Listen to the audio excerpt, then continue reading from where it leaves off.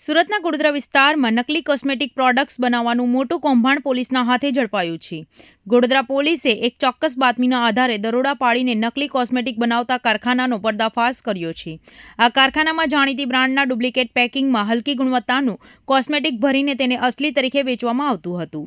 આરોપીઓની modus operandi અત્યંત ચોંકાવનારી છે.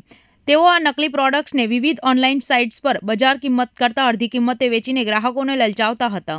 છેલ્લા 8 મહિનાથી આ કારખાનું ધમધમી રહ્યું હોવાનું તપાસમાં બહાર આવ્યું છે. પોલીસે ઘટના સ્થળેથી તૈયાર માલ અને કાચો માલ મળીને કુલ ₹8.29 લાખનો મુદ્દામાલ કબજે કર્યો છે. આ કેસમાં પોલીસે હિતેશ કાતરિયા નામના શખ્સની અટકાયત કરી છે. નકલી કોસ્મેટિકના આ જથ્થો ક્યાંથી લાવવામાં આવતો હતો અને અત્યાર સુધીમાં કેટલા લોકોને આ નકલી સામાન પધરાવવામાં આવ્યો છે તે દિશામાં પોલીસે વધુ તપાસ હાથ ધરી છે. ઓનલાઈન શોપિંગમાં સસ્તી વસ્તુઓની લાલચ ક્યારેક ચામડીના ગંભીર રોગો પણ નોતરી શકે છે. ગોડોદરા પોલીસની આ કાર્યવાહીથી નકલી સામાન વેચતા તત્વોમાં ફફડાટ વ્યાપી ગયો છે.